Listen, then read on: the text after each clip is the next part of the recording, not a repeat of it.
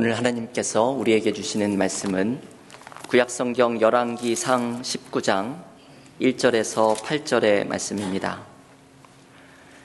구약성경 열왕기상 19장 1절에서 8절의 말씀, 구약성경 549쪽에 있습니다. 열왕기상 19장 1절에서 8절의 말씀을 봉독하겠습니다. 아합이 엘리야가 행한 모든 일과 그가 어떻게 모든 선지자를 칼로 죽였는지를 이세벨에게 말하니 이세벨이 사신을 엘리야에게 보내어 이르되 내가 내일 이맘때에는 반드시 내 생명을 저 사람들 중 한 사람의 생명과 같게 하리라. 그렇게 하지 아니하면 신들이 내게 벌 위에 벌을 내림이 마땅하니라 한지라. 그가 이 형편을 보고 일어나 자기의 생명을 위하여 도망하여 유다에 속한 브엘세바에 이르러 자기의 사환을 그곳에 머물게 하고 자기 자신은 광야로 들어가 하룻기쯤 가서 한 로뎀나무 아래에 앉아서 자기가 죽기를 원하여 이르되 여호와여 넉넉하오니 지금 내 생명을 거두시옵소서. 나는 내 조상들보다 낫지 못하니이다 하고 로뎀나무 아래에 누워 자더니 천사가 그를 어루만지며 그에게 이르되 일어나서 먹으라 하는지라. 본즉 머릿맡에 숯불에 구운 떡과 한 병 물이 있더라. 이에 먹고 마시고 다시 누웠더니 여호와의 천사가 또다시 와서 어루만지며 이르되 일어나 먹으라. 내가 갈 길을 다 가지 못할까 하노라 하는지라.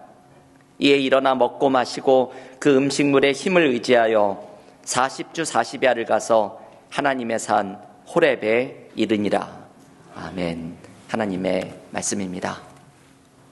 올해 하나님께서 우리 교회에게 은혜와 지식에서 자라가며 부흥을 위해 기도하라는 말씀을 주셨습니다. 우리는 올해의 첫 번째 연속 설교로 주일마다 부흥이 어떤 의미가 있는지를 함께 묵상해 가고 있습니다. 우리에게는 저마다 부흥이 필요한 부분이 있습니다. 이 주일 설교를 준비하면서 부흥이 얼마나 많은 의미가 있는지, 우리는 때로 부흥이라는 단어가 나와는 관계가 없다고 생각할 때가 있지만 우리 각자에게는 우리의 가정에서, 일터에서, 우리 교회에서, 우리의 믿음 생활에서 하나님이 원하시는 부흥이 필요한 부분이 모두에게 있다는 것을 발견합니다. 오늘 부흥의 의미를 엘리야의 회복의 이야기에서 함께 묵상하려고 합니다. 이스라엘의 위대한 선지자 엘리야는 열왕기상 18장에서 바알의 선지자 450명과 갈멜산에서 승리하는 특별한 은혜를 경험합니다. 그리고 바로 다음 장인 오늘의 본문 열왕기상 19장에서 엘리야는 깊은 좌절과 절망을 경험합니다. 왜냐하면 오늘 본문 1절과 2절이 소개하는 것처럼 엘리야의 승리를 들은 아합의 아내 이세벨이 엘리야를 죽이겠다고 다짐을 했기 때문입니다. 이 소식을 듣고 생명의 위협을 느낀 엘리야는 광야로 도망을 갑니다. 여러분, 이 엘리야의 마음을 한번 상상해 보십시오. 엘리야는 하나님의 일을 위해 그렇게 애를 썼는데 결국 목숨의 위협을 느끼고 도망가는 모습이 처량하고 힘들었을 것입니다. 화려한 승리와 은혜 뒤에 찾아온 어둠의 시간이 엘리야로 극심한 좌절을 경험하게 만들었을 것입니다. 이런 엘리야의 마음을 잘 살펴볼 수 있는 본문이 4절의 말씀입니다. 4절은 이렇게 말하죠. 자기 자신은 광야로 들어가 하룻길쯤 가서 한 로뎀나무 아래에 앉아서 자기가 죽기를 원하여 이르되 여호와여 넉넉하오니 지금 내 생명을 거두시옵소서. 나는 내 조상들보다 낫지 못하니이다 하고, 엘리야는 광야로 들어가서 이 로뎀나무 아래에 앉아서 차라리 나를 죽여달라고 하나님께 간청을 합니다. 신세를 한탄하는 것이죠. 엘리야의 마음을 잘 엿볼 수 있는 대목이 지금 이 4절 말씀에서 넉넉하오니라는 표현입니다. 영어 성경 중에는 이 구절을 It's enough라고 번역을 합니다. 이제 충분합니다. 하나님 이제 지긋지긋합니다. 이런 뜻이지요. 자신이 그렇게 노력하고 하나님의 일이라고 생각하고 사역을 해왔는데 그 결과가 이세벨이 죽이겠다는 위협을 피해 도망가는 신세가 된 엘리야는 깊은 회의와 좌절감에 빠져 있습니다. 저는 황량한 광야에서 이 로뎀나무 아래에 앉아 탄식하고 있는 엘리야의 모습이 참 마음으로 느껴집니다. 우리도 저마다의 로뎀나무 아래에 앉아서 우리의 삶의 절망과 아픔과 고난을 한탄하는 순간들을 경험합니다. 하나님, 이게 뭡니까? 내 신세가 이게 뭡니까? 하나님 앞에 탄식하는 시간을 우리도 경험합니다. 우리는 바쁜 일들 속에 몸과 마음이 탈진하는 것을 경험하기도 하고 삶에서 내가 감당하기 어려운 고난으로 낙심하는 순간을 맞이하기도 합니다. 우리는 저마다의 로뎀나무 아래에서 절망하고 있는 이 곤고함을 어떻게 이겨낼 수 있을까요? 어제 저는 그로서리 가게에 갔다가 저희 차가 배터리가 방전이 되는 것을 경험했습니다. 주차장에 차를 세웠는데 유독 가로등이 밝은 자리에 차를 세웠다가 이 불이 켜져 있다는 것이 이렇게 보이지 않아서 시동을 끄고 있었던 바람에 그만 배터리가 방전이 되고 말았습니다. 돌아와가지고 시동이 걸리지 않으니까 주변에 주차한 사람들에게 점프 케이블이 있느냐고 여러 사람에게 물어봐도 돌아오는 대답은 없다는 대답이라서 다시 그로서리 스토어에 들어가서 도움을 구했더니 매니저로 보이는 분이 점프 케이블을 가지고 나와서 저희 차에 시동을 걸게 만들어 주었습니다.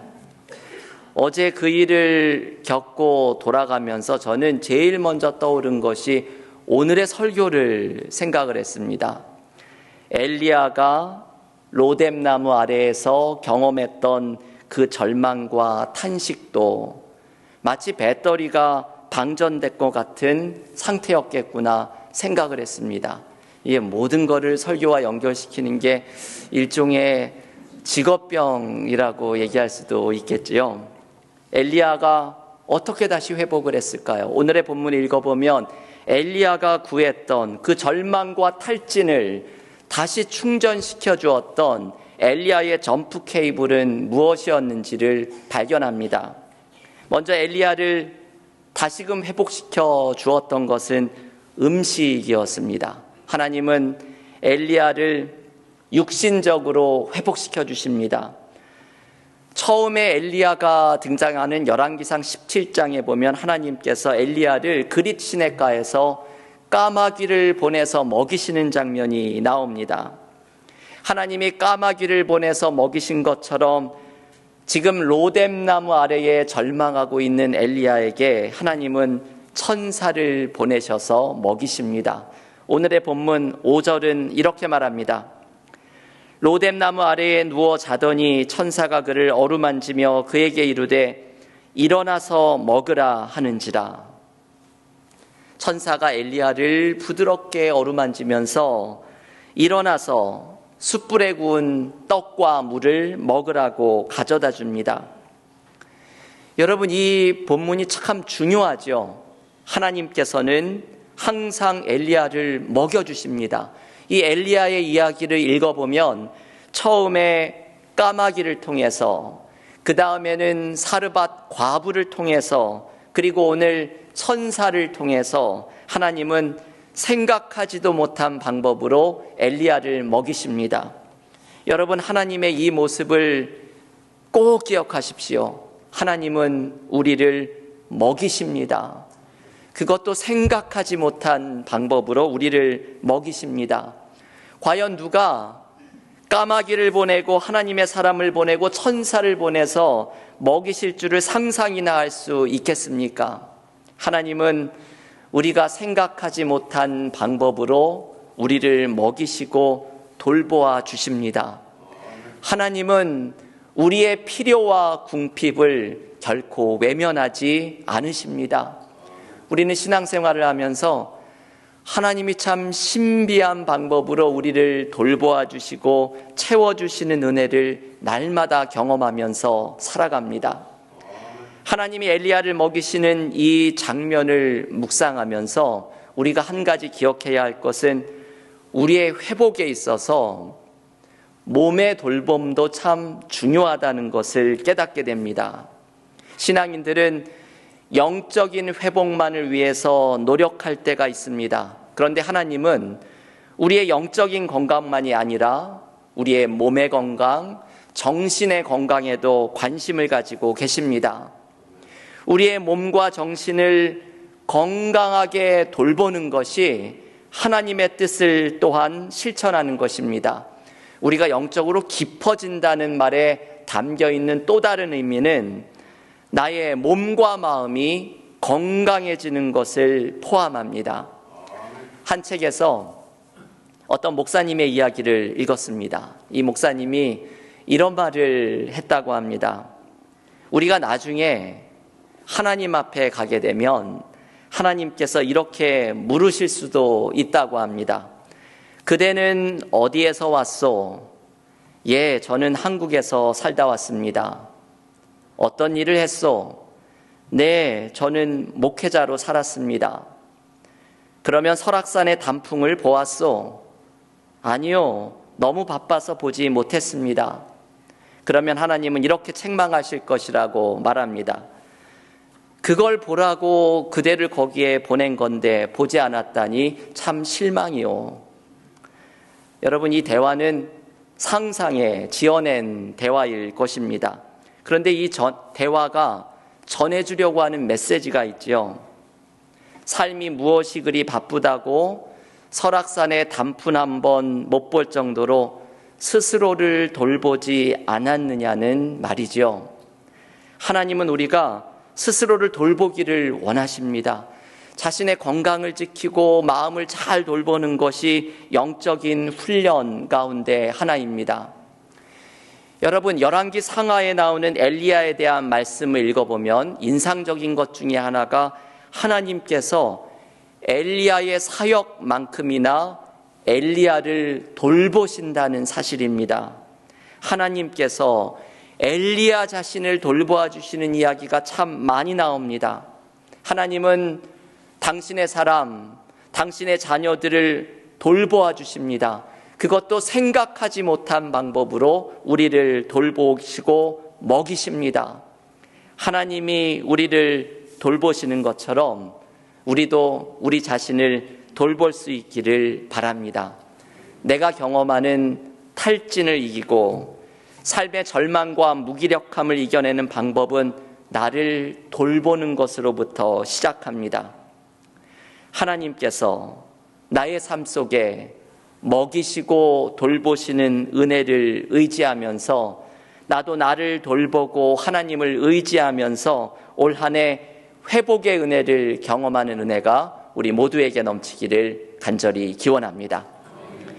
엘리야의 육신의 회복을 이루어 주신 하나님은 계속해서 엘리야를 영적인 회복으로 초대하십니다. 하나님은 엘리야를 먹이신 것으로 끝내지 않습니다. 이 열왕기상 19장을 읽어보면 사실 엘리야를 먹이신 것은 엘리야가 힘을 얻어서 하나님을 만나게 하기 위함입니다. 오늘 본문의 8절은 이렇게 말을 하지요. 이에 일어나 먹고 마시고 그 음식물의 힘을 의지하여 40주 40야를 가서 하나님의 산 호렙에 이르니라. 하나님께서 엘리야를 먹이신 것은 이 음식으로 힘을 얻어서 하나님의 산 호렙에 이르러 하나님을 만나게 하기 위함입니다. 하나님의 산에 가서 엘리야는 하나님을 만나며 로뎀나무에서 경험했던 절망을 완전히 이겨낼 수 있게 됩니다. 엘리야가 하나님을 만나는 모습을 오늘의 본문의 11절과 12절은 이렇게 말씀합니다. 이 말씀이 참 중요한 말씀이죠. 여호와께서 이르시되 너는 나가서 여호와 앞에서 산에 서라 하시니 여호와께서 지나가시는데 여호와 앞에 크고 강한 바람이 산을 가르고 바위를 부수나 바람 가운데 여호와께서 계시지 아니하며 바람 후에 지진이 있으나 지진 가운데에도 여호와께서 계시지 아니하며 또 지진 후에 불이 있으나 불 가운데에도 여호와께서 계시지 아니하더니 불 후에 세미한 소리가 있는지라. 여러분이 유명한 장면은 열왕기상 19장 11절과 12절의 이 모습은 하나님께서 엘리야에게 직접 나타나시는 장면입니다. 그런데 이 하나님의 나타나시는 모습이 아주 특별합니다. 하나님은 바람의 모습으로, 지진의 모습으로, 불의 모습으로 엘리야 앞에 나타나십니다. 이 바람과 지진과 불의 모습은 하나님께서 창조주 하나님이라는 사실을 우리에게 다시금 알려줍니다. 바람과 불과 지진을 자유롭게 통제하시는 하나님은 엘리야에게 너의 삶에 함께하고 있는 분이 창조주 하나님이라는 사실을 기억하도록 만들어줍니다. 여러분, 여기에 놀라운 메시지가 담겨 있죠. 하나님은 엘리야에게 너의 삶에 창조주 하나님이 함께하고 있는데 도대체 무엇을 두려워하고 있느냐 말씀하고 있는 것입니다. 세상을 지으시고 인간의 생명과 죽음까지도 관장하시는 창조주 하나님께서 함께 하시는데 왜 이세벨의 협박에 그렇게 절망하고 있느냐고 말씀하고 있는 것입니다. 우리가 저마다의 로뎀나무 아래에 앉아서 절망 속에, 고난 속에 머리를 탈아매고 있을 때 우리는 이 음성을 들어야 합니다. 창조주 하나님이 우리와 함께 하시니 두려워하지 말라는 음성입니다. 크리스천 타임스라는 신문에서 작년 2023년 한 성경 앱에서 그리스도인들이 가장 많이 찾아본 성경 구절 1위가 무엇인지를 발표했습니다. 2023년 그리스도인들이 가장 많이 찾아본 성경 구절은 이사야서 41장 10절의 말씀입니다. 두려워하지 말라, 내가 너와 함께함이니라. 놀라지 말라, 나는 너의 하나님이 됨이니라. 내가 너를 굳세게 하리라. 참으로 너를 도와주리라. 참으로 나의 의로운 오른손으로 너를 붙들리라. 이사야 41장 10절의 말씀이 작년 2023년 그리스도인들이 가장 많이 읽었고 가장 많이 주변의 사람들에게 나누었던 말씀 1위였습니다. 이 말씀을 그리스도인들이 사랑하는 이유는 창조주 하나님이 내 삶에 함께 하심을 기억하는 것이 우리의 고난을 이기는 힘이 되기 때문입니다. 엘리야는 창조주 하나님이 함께 하시는 것을 경험하기 시작합니다. 그것도 엘리야는 특별한 방법으로 하나님을 만납니다. 엘리야가 하나님을 만난 것은 세미한 소리입니다. 오늘 이 열왕기상 19장 12절의 마지막에 나오는 말씀이죠. 바람 속에서도 지진 속에서도 불 가운데에도 만나지 못했던 하나님을 엘리야는 세미한 소리를 통해서 말씀하시는 하나님을 경험합니다. 사람들이, 신앙인들이 하나님을 만나는 방법은 참 다양합니다. 저도 교우들에게 하나님을 만났던 그 은혜의 경험들을 들으면 참 다양한 모습으로 하나님을 만나십니다. 어떤 사람은 바람처럼 시원하게 불어온 은혜 속에서 하나님을 만나고, 어떤 사람은 그분의 삶을 온통 뒤흔드는 지진과 같은 경험 속에서 하나님을 만나고, 어떤 사람은 성령의 뜨거운 역사와 같이 불처럼 뜨거운 체험 속에서 하나님을 만나기도 합니다. 그리고 어떤 사람은 엘리야처럼 마음의 깊은 곳에서 세미한 음성으로 말씀하시는 하나님을 만납니다. 우리는 기도 가운데 세미한 음성으로 말씀하시고 성경을 읽고 묵상하는 가운데 나의 마음속에 들려주시는 세미한 음성으로 찾아오시는 하나님을 만납니다. 우리는 말씀과 기도로 영적으로 자라가면서 그 속에서 세미한 음성으로 찾아오시는 하나님을 만납니다. 여러분, 중요한 것은 오늘 열왕기상 19장의 가장 중요한 메시지는 여기에 있지요. 하나님과의 만남이 엘리야를 회복시켰다는 사실입니다. 세미한 소리 가운데 엘리야를 찾아오셔서 말씀하시는 하나님의 은혜가 엘리야를 삶의 좌절과 절망으로부터 일으켜 세웁니다. 저는 오늘 설교를 준비하면서 하나님께서 엘리야에게 말씀하신 한 문장이 저의 마음속에 너무나 다가왔습니다. 11절의 시작에 이런 말씀이 나오죠. 여호와께서 이르시되 너는 나가서 여호와 앞에서 산에 서라. 이 구절이 아주 의미심장합니다. 너는 나가서 여호와 앞에서 산에 서라. 이 말을 한마디로 말하면 하나님의 임재 앞에 서서 하나님을 만나라는 초대입니다. 여러분, 우리의 삶이 회복되는 방법은 이것입니다. 우리가 살아계신 하나님의 임재 앞에 서서 하나님을 만나면 삶의 모든 문제가 해결됩니다. 각자의 로뎀나무에서 경험하는 탈진과 절망과 고난을 회복할 수 있는 방법은 하나님을 만나는 것입니다. 한국의 이어령 교수님의 따님이었던 이민아 목사님의 이야기, 항상 저는 떠올리면서 은혜를 받는 이야기입니다. 이 이민아 목사님이라는 분이 심각한 몸의 병으로 입원을 했을 때 그 병실을 갔더니 병실에 그 문에 있는 호수가 2312, 이거를 보면서 곧바로 시편 23편 1, 2절이구나 생각을 합니다.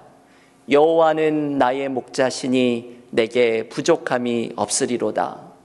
이 말씀을 붙들고 극심한 병으로 고통 중에 있지만 하나님이 나의 목자 되심을 의지하면서 힘을 얻으려고 합니다. 그때 지금은 세상을 떠난 온누리교회의 하용조 목사님이 이분을 신방을 했는데, 이 하용조 목사님도 병으로 투병을 하고 계시는 상태였죠. 신방을 와서 하용조 목사님이 말씀을 하나 주시겠다고 하면서 성경을 펴서 읽는데 시편 23편 말씀이었습니다. 이 말씀을 읽기 시작하자 신방을 받던 이민아 목사님은 눈물을 쏟기 시작합니다.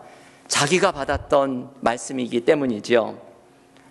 시편 23편을 읽고 하용조 목사님은 한 가지의 말씀을 전합니다. 내가 사망의 음침한 골짜기를 다닐지라도 해를 두려워하지 않을 것은 주께서 나와 함께 하심이라. 하나님께서 함께 하시는 이분을 만나야 한다고 외칩니다. 지금 병 중에 고통 중에서도 하나님을 꼭 만나야 한다고 강조합니다. 이것이 진정한 축복이기 때문입니다.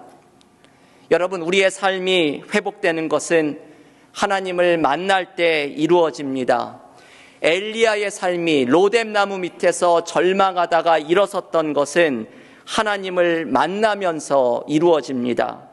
엘리야처럼 세미한 음성으로 찾아오시는 하나님을 만나면서 우리가 영적으로 자라날 때 우리의 삶의 모든 문제는 회복될 줄을 믿습니다. 여러분, 부흥이란 다른 것이 아닙니다. 영적 성장이 부흥입니다. 하나님을 만나는 영적 성장으로 우리의 심령의 부흥이 일어나는 것이 하나님이 우리에게 가장 원하시는 부흥의 모습입니다. 이 하나님을 만날 때 우리의 삶의 모든 문제가 해결되는 은혜를 체험하게 됩니다. 교우 여러분, 우리는 모두 로뎀나무 아래에 앉아있는 탈진과 절망을 경험합니다. 건강의 문제로, 삶에 찾아온 고난으로, 인간관계의 갈등과 상처로 우리는 로뎀나무에 앉아서 절망하는 시간을 경험합니다. 그때 우리가 기억할 것은 창조주 하나님이 우리와 함께 하신다는 사실입니다. 창조주 하나님이 우리를 돌보시고 먹이십니다. 이 하나님을 만날 때 우리의 절망은 극복됩니다. 교우 여러분, 오늘 우리에게 주시는 말씀을 받으면서 이 사순절을 시작하는 첫째 주일, 우리에게 이 소원이 일어날 수 있기를 바랍니다. 하나님을 만나십시오. 하나님을 꼭 만나십시오. 이 사순절의 기간 하나님을 생생하게 경험하십시오. 하나님을 만나는 영적인 성장이 하나님이 기뻐하시는 가장 큰 부흥입니다. 오늘의 말씀을 붙들고 하나님을 만나는 은혜로 우리의 삶의 모든 문제를 이겨내는 그리스도인들이 모두 되시기를 주님의 이름으로 간절히 축원합니다. 기도하겠습니다. 하나님, 우리의 삶의 로뎀나무에서 눈물을 흘리고 탄식하고 있는 우리들을 주님 긍휼히 여겨주시기를 원합니다. 우리의 삶의 문제를 우리가 감당할 수 없지만 창조주 하나님께서 나의 삶에 함께 하시니 이것을 신뢰하며 하나님의 돌보시는 은혜를 바라보며 나아갑니다. 엘리야가 하나님을 만났을 때 그 로뎀나무 밑에서 있었던 모든 문제를 넘어섰던 것처럼 우리도 하나님의 임재 앞에 세미한 음성으로 말씀하시는 하나님을 만나고 영적으로 자라가며 우리가 삶의 모든 문제를 이겨내는 풍성한 은혜를 경험하기를 원합니다. 부흥이란 영적으로 새로워지고 영적으로 자라나며 하나님을 만나는 것이 부흥이라는 말씀을 엘리야를 통해 우리에게 주시오니 우리의 삶에서 신앙생활 속에서 하나님을 만나게 하시고 하나님을 만나는 은혜가 삶의 모든 문제를 치유하고 회복하는 은혜를 경험하게 하여 주시옵소서. 이 사순절의 기간 성령께서 우리의 마음을 주장하셔서 하나님을 만나고자 하는 마음의 소원을 불러일으키시고 하나님을 만날 때 우리를 치유하시며 회복시키는 하나님의 놀라운 은혜를 체험하게 하옵소서. 예수님의 이름으로 기도하옵나이다. 아멘.